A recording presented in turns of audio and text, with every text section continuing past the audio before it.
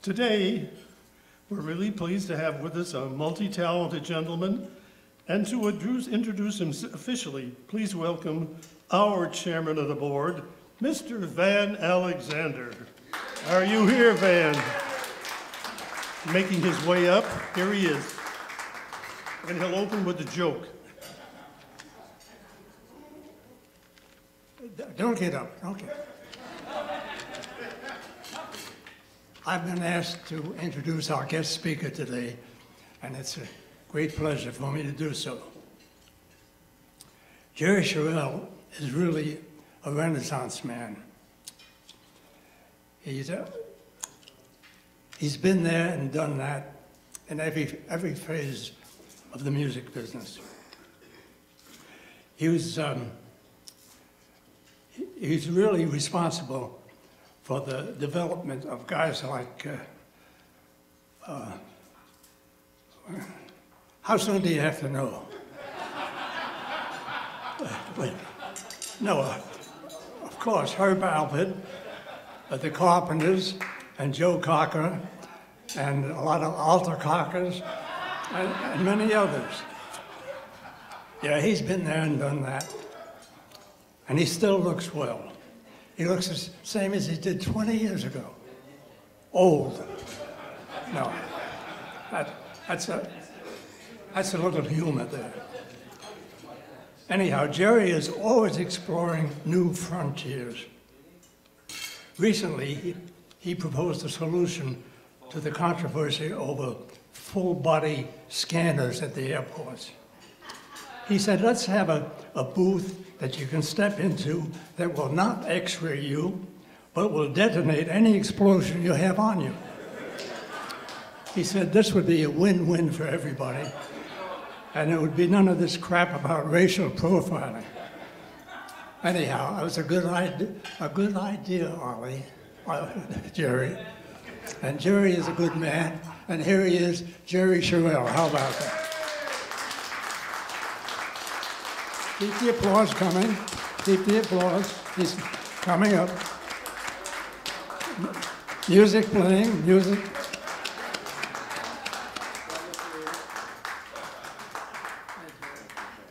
Thank you very much. This is hysterical. I feel like I'm in his living room. I'm going to call this, since they're, I know almost all you guys, for God's sake. We've worked together. I almost didn't come up because Melvoin went to the bathroom, but now he's back, so we can begin. One of my first mentors, for God's sake. We'll call this the talking resume, all right? And I'll talk to you like the book I'm about to begin, which I haven't told my wife about, because when I do, that'll be the first day of our separation. We got married 46 years ago, and she is, that's Joanne Messina Sharrel. She's Sicilian and Calabrese, so be very careful. And of course, my daughter Janine is with us as well, a lady you've seen on CNN for years. I think we can probably start way back in Farrell, Pennsylvania, for those of you. This is going to be geographical, too. Farrell, Pennsylvania is near Youngstown. Capiche? Farrell's near Youngstown's over there. And that's where I started. Graduated high school in '57. And I went out for basketball and baseball and even track. And I couldn't make the track team. So the last time I got cut from the basketball team, I went to Mr. Trombaco, the teacher, and I said, Tribby, take the basketball and stuff it up your ass. Because I'll never make a basketball team. I'm going to be something else. And I went out, and I became a singer. And I did a couple of things. I should tell you about this, because you're here for 45 minutes, for Christ's sake. I won the state chair, so to speak, in the Barry section of the Pennsylvania State Choir in 1956. I did the same thing in 1957, and since that time, no one's ever done that, particularly from the town of Farrell, Pennsylvania, which now houses, well, when I was growing up, there were 15,000 people there. And now it houses about 6,000, and you don't go out at night. You know what I'm saying? You just don't. My mother lives there, she's 95, and there's about 12 people on her block. that always look in on Mrs. Borowski, so I know that she's being well taken care of. So why don't we go with the first slide here to show you how it all began with me. Charles. There we are. This is the Velvets, okay? The guy on the right, on the far right, is Jimmy Repus. Really fine baritone player. Went to school at Indiana State Teachers College, graduated, got into radio, now lives in Madison, Wisconsin as the head of the Bowling Association of Madison, Wisconsin.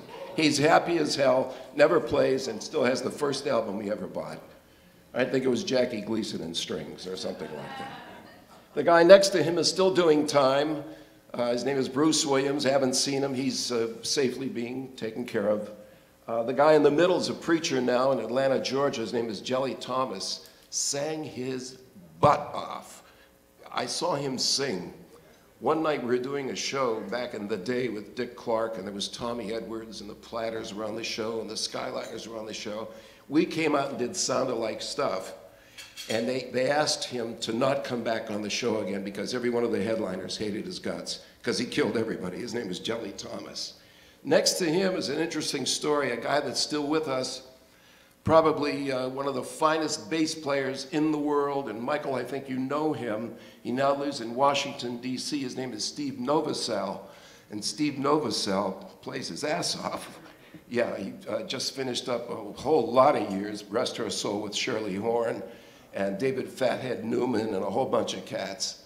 And there's a nice Croatian boy from Farrell, PA. I'm the one on the right with the teeth and the slickum in the hair, but that was like the beginning. It started me on my way to wanting to go to school, wanting to get an education, so I went to Kent State University. I started to work clubs. I got lucky because I met a bunch of Italian guys, I swear to God. They were all Italian guys. And I started to work with them on trios, quintet gigs. We had a quintet book as well as a big band book. And one summer I was invited to do 2 weekends at a place called, what the hell's the name of that place? Conneaut Lake. It was a club, the Cowshed, one of the classrooms. And working the room was a group out of Pittsburgh called the Deuces Wild. And featuring in the group was a tenor man by the name of Flo Casanelli, who played, whoo, did he play good. And for 2 weekends, I got to sing and play with a piano player I think you're gonna know because I loved him. His name is Dodo Marmarosa. Oh, Maron. Woo! He killed me. Yeah, absolutely. Oh, I can't explain it. He was really cool. Don't lose it, Jer. I cry easy, by the way. So I'm in school, and I met another group of people, WAKR-TV, another Italian group, on the Akron Tonight Show. It was headed by Eddie Elias. Eddie Elias, maybe some of you remember, made a fortune as the producer of pro bowling tournaments back in the 60s and 70s. The guy retired so rich it was not even funny. I got a chance to work with some really, really fine musicians. And it was all about quintets, and I'll give you 2 and 4, and that's it. There were never charts and stuff like that. I started my big band life, if you will, when I was about, I guess, 20, and I was working with a group out of Youngstown, headed by Lenny Esposito, who was a drummer, and Lenny was a really, really fine drummer, show drummer, jazz drummer.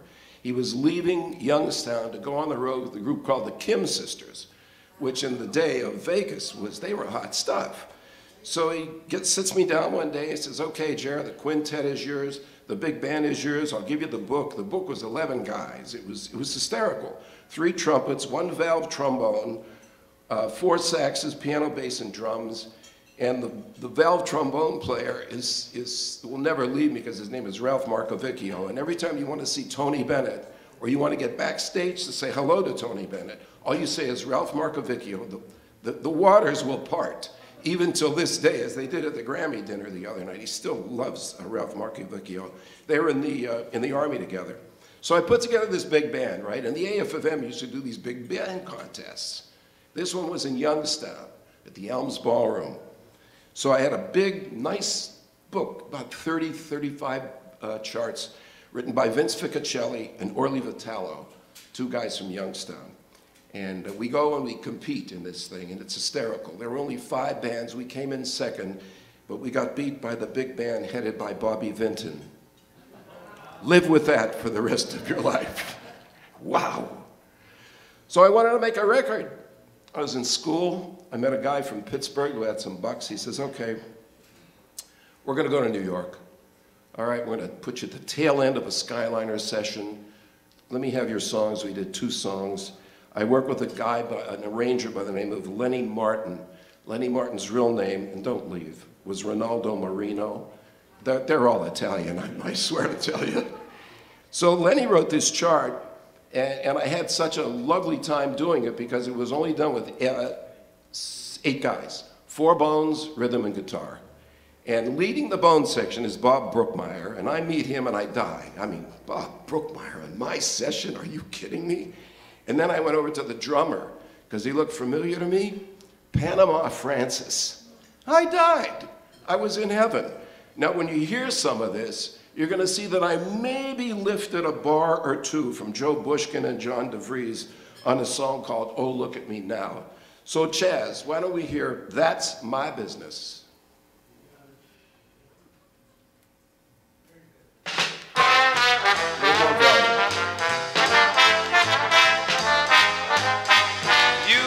To know where I have been, you'd like to know if I have sinned. Well, baby, that's my business. You want to know what I have done, you'd like to know if I had fun. Well, baby, that's my business.